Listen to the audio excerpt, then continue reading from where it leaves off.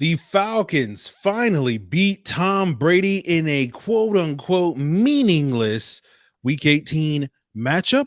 But we're going to be talking all about the big meaning in this game and why this was a meaningful win for the Falcons, because they found three rookies that show they have a bright future here in Atlanta. You are Locked On Falcons, your daily Atlanta Falcons podcast. Part of the Locked On Podcast Network, your team every day.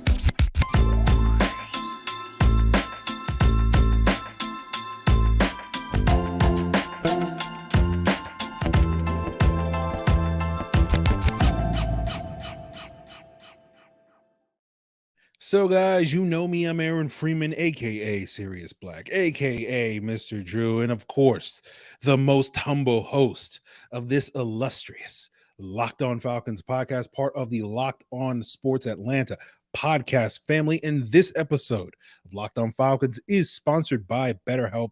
It's not a crisis line. It's not self-help. It's professional therapy done securely online, available to people worldwide. And they have a special offer for my listeners. You can get 10% off your first month at betterhelp.com/lockedon.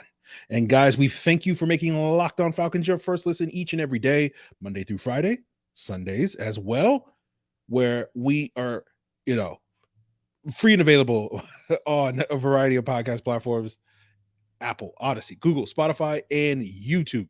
Make sure you subscribe to us on YouTube, and you'll get the video version of the podcast the night before the audio drops, like on this Sunday Rapid Reaction. And also check us out on Roku and Amazon Fire TV as part of Locked On Sports Atlanta. Download the Locked On Sports Atlanta app, and you will get Locked On Falcons on your Roku and Amazon Fire TV. So today's episode is going to be a little different, given this rapid reaction. Normally, I break down sort of the highlights of the game and go through some of the key takeaways. But today's episode is going to be more focused on the three triplets, the three rookies, and Desmond Ridder, Tyler Allgeier, and Drake London, that really kind of stood out in this meaningless, I use air quotes, week 18 matchup. And we're going to attach meaning to what we saw from these three young players in this game that were critical to the Falcons not only winning against the Tampa Bay Buccaneers and beating Tom Brady, but also what it means for the future of this franchise. But first, we got to take our victory lap. Desmond Ridder, guys. Desmond Ridder, not Matt Ryan, not Michael Vick. Tom Brady's been in the league since all these guys were still in college or in high school. I don't even know if Desmond Ridder was born when Tom Brady came into the league. He was an infant, maybe. Desmond Ridder is the guy that finally handed Tom Brady. And you can put all your asterisks beside it, whatever. Tom Brady got pulled, late in the second quarter, but he started the game, and that's an L beside it in this start, guys. And so Desmond Ridder gets that win. He gets that monkey off his back. Tom Brady will be looking at his record against the Atlanta Falcons as 11-1. And maybe if he goes to Tennessee, that's 12-1 next year. Who cares? We got the one. That's what it's officially a loss for Tom Brady. So that's our victory lap for today. That's the celebration for today. Pour yourself a cold one, whatever you want to do to celebrate that victory. But when we're talking about Desmond Ridder, it was a rough first start. In first half, I should say. He goes 4 for 9 for 25 yards, a touchdown to Michael Pruitt in the first half. Got his first touchdown pass of his career to Michael Pruitt, of course, the unicorn. But you look at that first half, his accuracy, his decision-making was a little off. I'm sure when we go back and watch the film, we'll be able to poke some holes in it. But he settled down in the second half, right? Second half, he was 15 for 21, 199 yards and a touchdown, right? And some other fun second half numbers. Third and fourth downs, money downs, right? The thing that we've been talking about all year long where the Falcons need to improve. Desmond Ridder, 6 for 8, 91 yards, a touchdown. That's 152 quarterback rating, guys. You know what a perfect quarterback rating is? 158. My man was nearly perfect on money downs. And of course, the haters, the doubters, the skeptics, the misers, whatever, will say, oh, it was against backups, Aaron. Yep, you're right.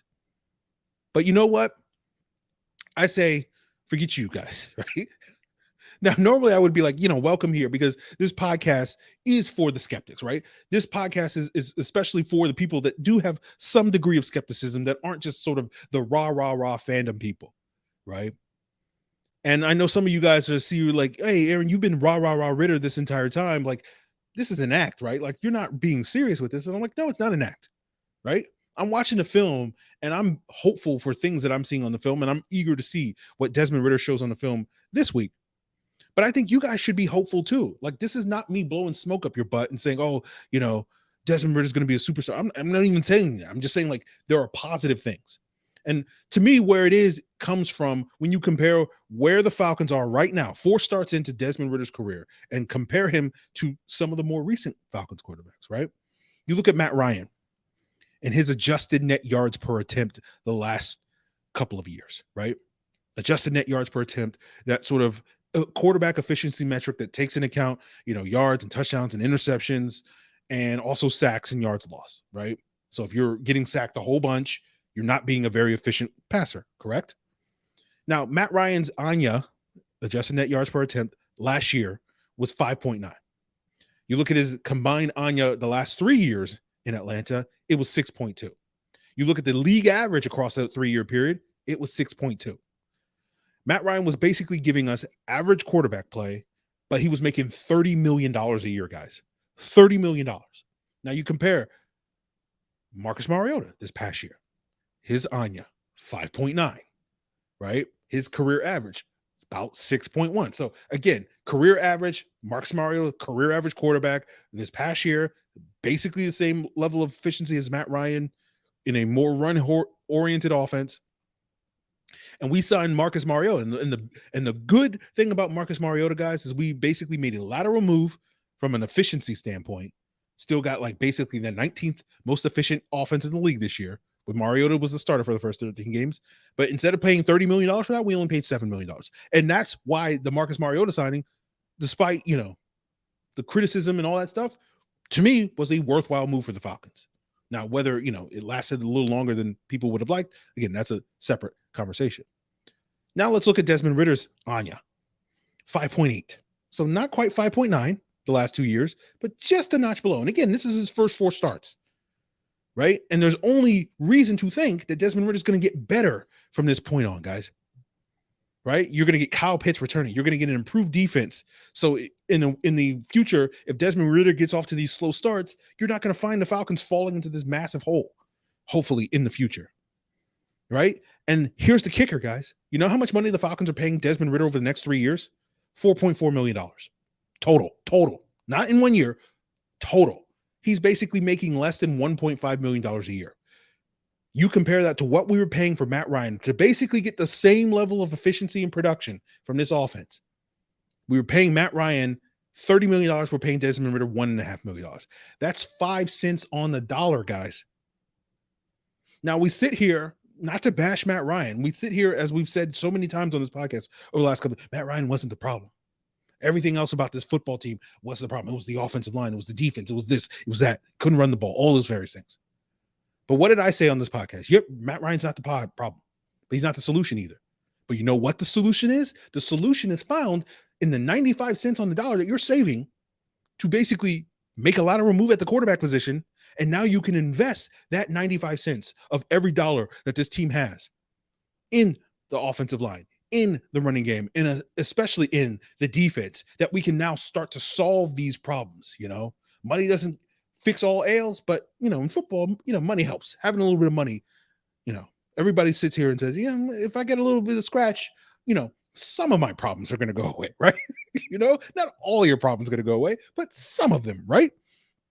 And so that to me is the hope and an optimism that is attached to Desmond Ridder. Whether Desmond Ridder is going to be a superstar in this league or whatever, whether Desmond Ridder is going to have the illustrious career that Matt Ryan had here in Atlanta, time will tell. We'll talk more about that later in the episode, but we'll continue today's conversation, moving the conversation to the next rookie phenom in Tyler Allgeier. We'll get into that, guys, as we continue today's episode. But before we get there, I do have to plug the Locked On Sports Atlanta podcast family, where you can find a variety of shows, including ATO Day Ones with Jarvis Davis and Tanisha Batiste on the same podcast feed. And Locked On Sports Atlanta is also the place for the Locked On Falcons postcast. Again, that we did our final show, myself and Jarvis Davis, for the 2022-2023 season for that postcast. But Locked On Sports Atlanta is going to have you covered all offseason long. They're going to have you covered for the upcoming Georgia Bulldogs national championship game, as well as Hawks and Braves stuff all offseason long. So make sure you subscribe to Locked On Sports Atlanta on your preferred podcast platform. Now, as we enter a new year, guys, no one knows what 2023 is going to throw at us. So, let's get comfortable and tackle it head on with our proud sponsor of Tommy John. Whether you're looking for loungewear, pajamas, or underwear, Tommy John has dozens of comfort innovations that will lead you to a life of luxury. No lint balls, no fuzz. You're going to get breathable, lightweight fabric with 4 times the stretch from competing brands if you buy that Tommy John underwear, with over 20 million pairs sold and thousands of 5-star reviews. Everybody loves Tommy John. Tommy John doesn't have customers, it has fanatics. And plus, it's all backed by Tommy John's best pair you'll ever wear, or its free guarantee. And so if you want to get in and become a Tommy John fanatic, go to TommyJohn.com. You can get 20% off your first order at TommyJohn.com/lockedon. That's 20% off right now at TommyJohn.com/lockedon. See site for details. Guys, this episode is also brought to you by BetterHelp Therapy Online. Life does not come with a user manual, so when it's not working for you, it's normal to feel stuck. And therapists are trained to help you learn productive coping skills for some of life's challenges. And BetterHelp has connected with over 3 million people with licensed therapists, myself included. It's convenient, it's secure, it's accessible anywhere. It's 100% online. And one of the coping skills I've learned over the past several months with BetterHelp is understanding that I can only control the things that I can control, and stressing about the things that are out of my control isn't necessarily going to help me. And I love that BetterHelp is much more affordable than traditional offline therapy. And if you need it, financial aid is also available. And I basically see it as an affordable way to invest in myself. So if you're looking to make a similar investment, get unstuck with BetterHelp. Learn more and save 10% off your first month at BetterHelp.com/lockedon. That's BetterHelp, HELP.com/lockedon. And guys, I want to thank you again for making Locked On Falcons your first listen. For your second listen, check out Locked On NFL. Right? Mondays, you're getting the game-to-game episodes, getting all the breakdowns of the weekend's action from the various local insiders like myself by subscribing to Locked On NFL, available on YouTube or wherever you get your podcasts. So let's talk about Tyler Allgeier, who's probably the MVP of this game. Finished with 24 carries, 135 yards rushing, 5.6 yards per carry. I think his success rate on those 24 carries is about 50%, which is very good for those of you familiar with success rate. This game allowed him to pass for over 1,000 yards rushing this year. He passed William Andrews to break the Falcons' rookie season record that was set way back in 1979 with William Andrews. And you say, okay, well, it's a 17-game season, and what's the big deal? Again, why you haters, do you? But like, William Andrews did it in 15. Tyler Allgeier did it in 16, right? Again, he missed the season opener. So like, it's impressive. It's very impressive, right? And it's even more impressive when you factor in that Tyler Allgeier really didn't get going this season until midway in the season, right? William Andrews' first game back in 1979 was he carried the ball like 30 times for 167 yards. Right? Tyler Allgeier only had 2 games. These last 2 weeks were the first 2 games this season where he had more than 20 carries in a game. So the fact is that Tyler Allgeier was able to put up this level of production basically on like half the workload. And that's sort of so impressive for Tyler Allgeier to pull that, especially when you had all these skeptics, myself included, about whether or not Tyler Allgeier would be a difference maker for this football team this year. Now, when we drafted him, like, I thought he was a good player, but I thought, behind this offensive line, like, he's probably not going to do a whole lot more than what Mike Davis did last year. So like, it's fine for a 5th round pick, but like, people are overhyping this guy, like whatever, but I was wrong on both counts. I will own that 100%. I was wrong on the offensive line not being good, and I was wrong on Allgeier, only just being okay. Right. He showed the same physical running style, right? Yards after contact. I'll be curious to sort of see what, PFF's final tally is, but I just know heading into this weekend, he was averaging like 4.2 yards after contact per carry, which was the best of any running back in that like 9-week span that had over 50 carries in that span in the back half of the season. So he was he was really cooking in terms of his physical running. One of the other things I doubted about Tyler Allgeier, right? Like I knew he was a physical runner, but like I knew, like I was like, he's not like incredible, right? So he proved that wrong. The other thing that he proved wrong, it's like, you know what, like, you know, he's not going to get that much opportunities on third downs or anything. We got Damian Williams, we got Cordero Patterson. They're much more proven options on third downs, right? You know, while Allgeier has the potential to be a good pass protector, like it's not all there, right? Well, guess what? That was a non-issue for Tyler Allgeier for most of the season, right? And he's been a solid contributor on third downs, and you saw that throughout this past Sunday. So he's been an every down running back, and that's led to the conversation that we've had the last couple of weeks here on this podcast. Is, you know, is he a true RB1? Is he one of the top running backs in the league? And I put out a poll on Twitter. We did an episode last week talking about that. I put out a poll on Twitter. I put out a poll in YouTube, and basically, roughly on both areas, and there's maybe like over 1,000 people voting combined. You know, about 70% of you guys on both Twitter and YouTube kind of thought like if he's not already an RB1 on the same level, and I framed it as, is he on the same level as Derrick Henry and Michael Turner and Alvin Kamara? You know, 30 to 40% of you voted yes, he is. And then like another 30 to 40% of you said, you know, no, but he's close, right?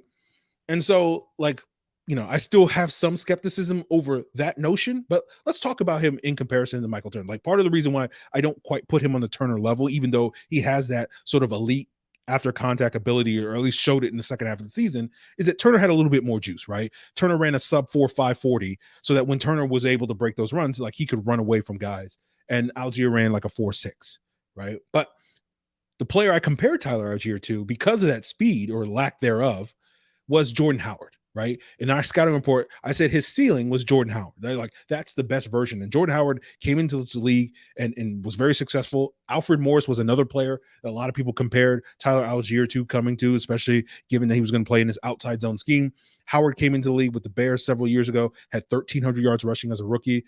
Alfred Morris had 1,600 yards as a rushing as a rookie. And obviously, you know, one can imagine if Tyler Allgeier had started cooking earlier in the season, you know, maybe he could have put up comparable production as those guys. Now, I think there's more to unpack with those comparisons, especially when you look at sort of the diminishing returns from Howard and Morris as they got, you know, further in their careers.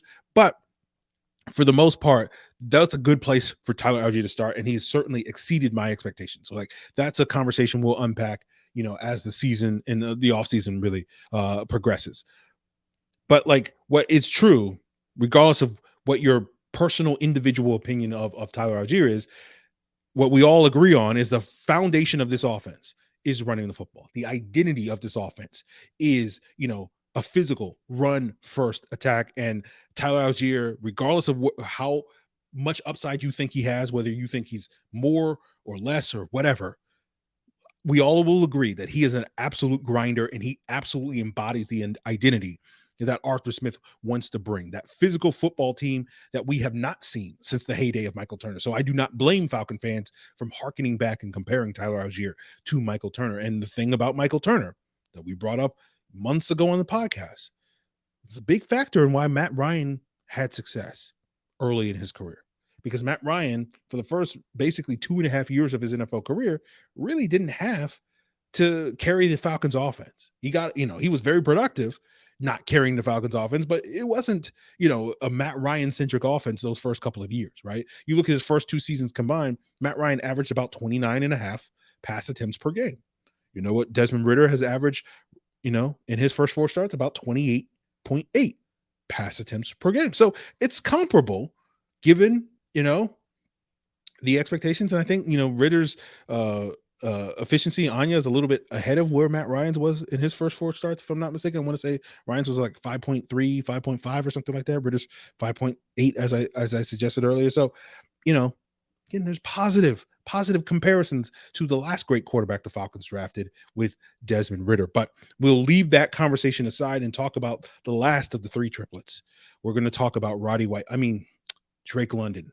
How can I make that mistake? But we'll break down the comparisons between a young Drake London and a young Roddy White and what he could do for Matt Ryan, as well as what Drake London could do for Desmond Ridder as we move forward on today's episode. But first, I want to tell you about our sponsor the mobile game Ultimate Football GM. If you ever dreamed of becoming an NFL GM and managing your own football franchise, your dream can now come true, and this game is definitely for you. You can manage every aspect of your football team and play through a season and lead your team to glory. You want to hire the coaches, the coordinators. You want to trade, draft, cut players, sign free agents. All that and more is available at Ultimate Football GM. The challenges are real. The realism is great.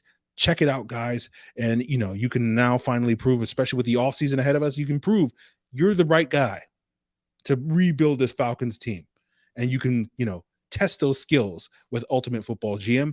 And guess what, guys? You're getting 100% free boost to your franchise with the promo code Locked On. That's all caps, LOCKEDON, in the game store. That's promo code Locked On in the game store. So download the game by visiting ultimate-gm.com and look it up in the App Store. That's ultimate-gm.com, promo code Locked On. Ultimate Football GM. Start your dynasty today. So wrapping up today's episode, let's talk about Drake London, right?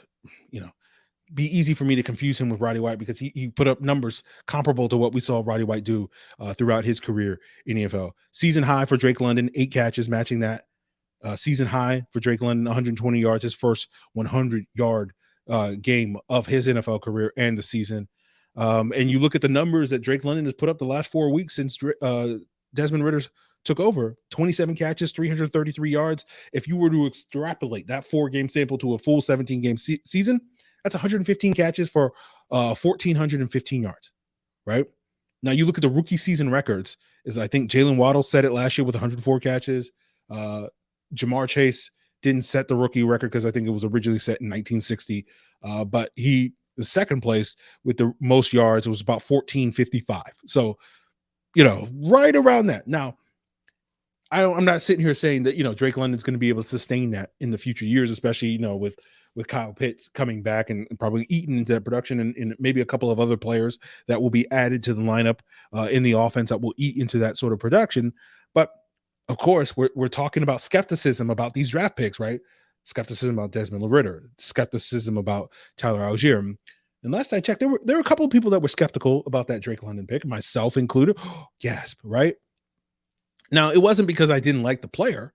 It was, I was fed up with the idea of the Falcons not investing, in their trenches. But, hopefully that will change this offseason. So I'll get that investment this offseason. But I was certainly a fan of Drake London because I remember doing a Mock Draft Monday last February where a lot of people were very high on Treylon Burks being this sort of, big time pass catcher that could be the AJ Brown in Arthur Smith's offense. And I was like, no, I don't think so. Drake London's actually the better of the two. And that seems to have played out over the course of the season. And we've seen the physicality that Drake London brings, which is very reminiscent of Roddy White.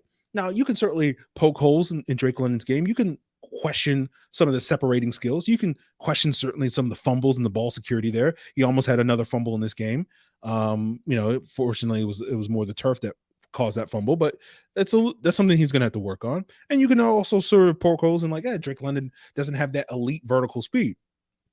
But we did see, a 40-yard bomb, that connection from Desmond Ridder to Drake London in this game. And I believe he almost connected with him on another deep ball early in the game, but he was interfered with, but the refs didn't throw a flag.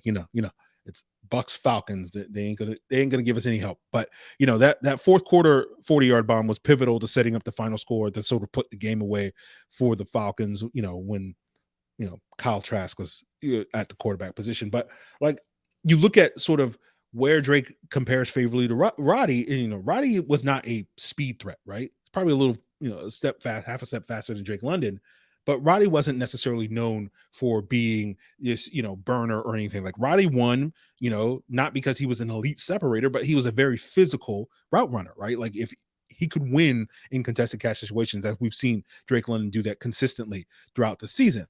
And then the other thing is that money down situation. That's where Drake London really stands out. Today on third downs, he was, 3 for 3. Converted 3 times on 3 catches for 80 yards, including that 40-yarder in this game, right?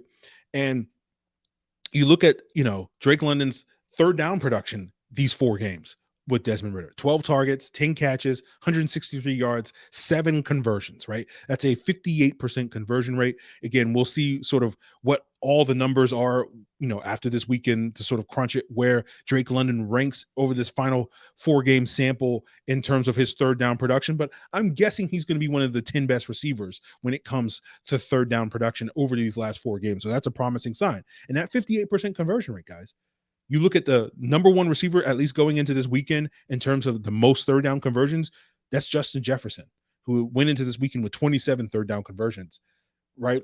You know what his conversion rate, targets, conversions, 56%. So very favorable to one of the most reliable third down receivers in the league that Drake London has done these last 4 games. So we got the workhorse and Tyler Allgeier on first and second down, and then we got the money man on third downs and Drake London. And this is a great combination, guys, for the Falcons, the latest foundation for this team's success. And this is why I sit here, not, blowing smoke up your butt, and telling you, I think there's things to be optimistic about in the future, right? I don't know how this is all going to play out. I can't sit here and make promises because I can't predict the future, right? And this team's long-term success is going to rely heavily on not where Desmond Ridder is currently at, but where is his ceiling? Is he a top 15 quarterback? Is he a top 10 quarterback? All those various things. We'll find out. Right? Can Tyler Allgeier sustain this? Something that Jordan Howard and Alfred Morris didn't quite do over the course of their rookie contracts. Can he sustain this long term? And do the Falcons get more help so that in the event that he does, get nicked up or misses some time, that they can continue to play this style of physical football? That's going to determine their long-term success. And, Drake London can be your chain mover, as he's clearly illustrated over the last month, but you do need to get more explosive and bring more speed to this offense. Kyle Pitts can help you there, but you do need to add more there, and that's something that will determine where this team's ceiling in their future is. And of course, the defense. Oh my goodness, can we get a defense here in Atlanta? Finally, we got to rebuild this defense. That's what we're talking about. Well, rebuilding is the defense, because the foundation seems to be pretty solid. Again, I won't sit here and tell you that we're going to be out dueling the Chiefs next year with this offense next year, but it's pretty solid that you can see it. You can see the vision, guys, of where this offense can be. But we sit here and there's certainly reasons to be skeptical about, where this offense's ceiling is. But as I've explained so many times recently with Jarvis Davis, several months ago during the summer when we were gearing up for the season, and I was being Mr. Skeptical, right? And I sat here and said, you're probably not going to get elite quarterback play from Desmond Ridder. And I sit here 4 games in and I say, Desmond Ridder has exceeded my expectations based off of where they were 6 months ago. But I still don't sit here and think Joe Burrow, Justin Herbert, Patrick Mahomes, he's not going to be on that level, probably, in all likelihood. You can hope, but probably not. But when you look at the teams that were successful without that level of quarterback, teams that went to Super Bowls and won Super Bowls that did not have a top 5 or top 10 quarterback, that, again, we'll wait and see what Ridder becomes. But if he's not that guy, what did those teams do especially well in order to achieve at the highest level? They took their mid-level, their above-average starting quarterback. I'm looking at you, Nick Foles, with the Philadelphia Eagles. I'm looking at you, Jimmy Garoppolo, with the San Francisco 49ers. And they were able to beat better quarterbacks because they were able to bring them down to their level by rushing the quarterback, guys. And that's where we're at. We got all this money. We can start to spend it on building a legit pass rush, right? And 9 months ago, guys, I remember when the Falcons traded Matt Ryan, and some people were like, you know what? I'm happy. I love it that, I finally, we ripped off the Band-Aid and we're starting to rebuild, and I'm excited about the future. And I was Mr. Skeptical. I'm like, we got to see something, in theory, sure. In theory, they're set up for success, but we got to see something. And I think we saw something this year, right? We saw the establishment of an offensive identity. We saw some of these young pieces starting to come together. It's not fully there yet, guys, but I'm sitting here. I can't predict the future, but I see the vision. I see the vision of, we continue to build with some of these young pieces. We start to build that pass rush, right? We got 9 weeks before free agency, and we're going to spend a lot of that time talking about ways that we can improve the pass rush, right? And we talked about this last January, right? Well, the Falcons had one of the worst pass rushes in the league. Compared them to the Cincinnati Bengals. Right? Cincinnati Bengals 2 years prior had the worst pass rush in the league, then turned it around in their Super Bowl year. Went from 16 sacks to 40 sacks. How did they do it? Through free agency. And the Falcons can follow that blueprint, guys.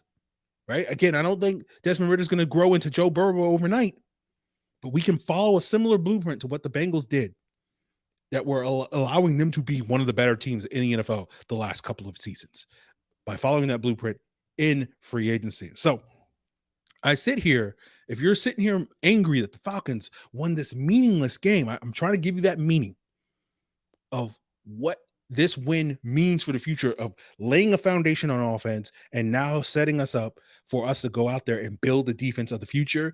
And time will tell if it works out.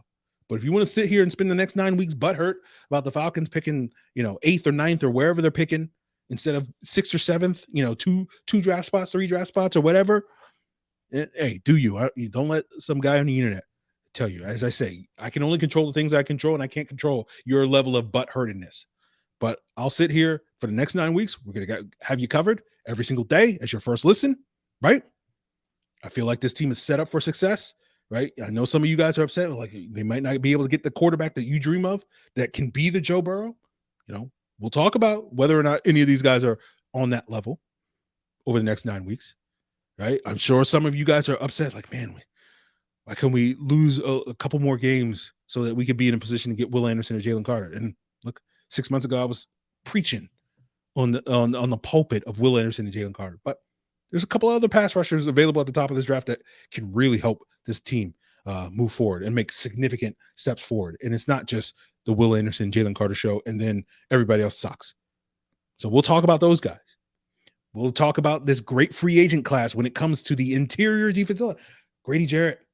Grady, we can get you some help this offseason. This offseason is set up perfectly for us to get that needed help next to Grady Jarrett on the interior of this D-line in the month of March. And then April comes around, when the draft comes around, this is a deep edge class, guys. There's a lot of good edge rushers in this class. So we can get that edge help in addition to the interior line help in April at the 2023 draft. So those are going to be the things that are in store here on Locked On Falcons. So I'm trying to give you that hope and that optimism. So if you didn't find meaning in today's game against the Bucs, beating Brady, then find meaning in that. So we got plenty to come here on Locked On Falcons. Please make us your first listen. Now, of course, if we get to March and they're spending all their free agent dollars on tight ends instead of pass rushers, then I might become the butthurt guy as well with the rest of you. But time will come on that, guys. So please make us your first listen, throughout the offseason. A lot of great content. We're probably going to continue to go 5 days a week, probably through the summer and into the season. So lots of great content in store for you all offseason long here on Locked On Falcons. We'll be talking more about the specifics of this game, probably some other things that stand out on tomorrow's episode. Of course, we'll be breaking the all 22 down later this week. And then later this month, we'll start looking at some of these position groups and really breaking down, okay, now that we have full 17 games to look back at, sort of where are the strengths and weaknesses of the team, and we'll start to unpack some of these offseason needs as we, move forward over the next 9 weeks till free agency. So guys, really appreciate you tuning in, for one final rapid reaction until the next one in 9 months. And we'll see, what the Falcons do. We'll see how long this hope and optimism lasts, right? You know me, I gotta bounce back to my skepticism. So we'll see if they can fulfill some of these hopes and dreams here on Locked On Falcons over the next several weeks and several months. So guys, really appreciate you for tuning in. Make us your first listen. Always check out Locked On Sports Atlanta and Locked On NFL as your second listen. Really appreciate it, guys. Hope you had a great weekend. Hope you enjoyed Tom Brady crying as he walked off the field. Didn't even shake Desmond Ridder's hand because, talk about butthurt. My man was butthurt. He was just tears just streaming down his face. Tom Brady. Oh, Tom. And Mike is coming next week. Oh, Tom. Oh no. Such a shame. Such a shame, my friend, to end this illustrious time in Tampa Bay and such disheartening fashion. Oh no, Tom, no.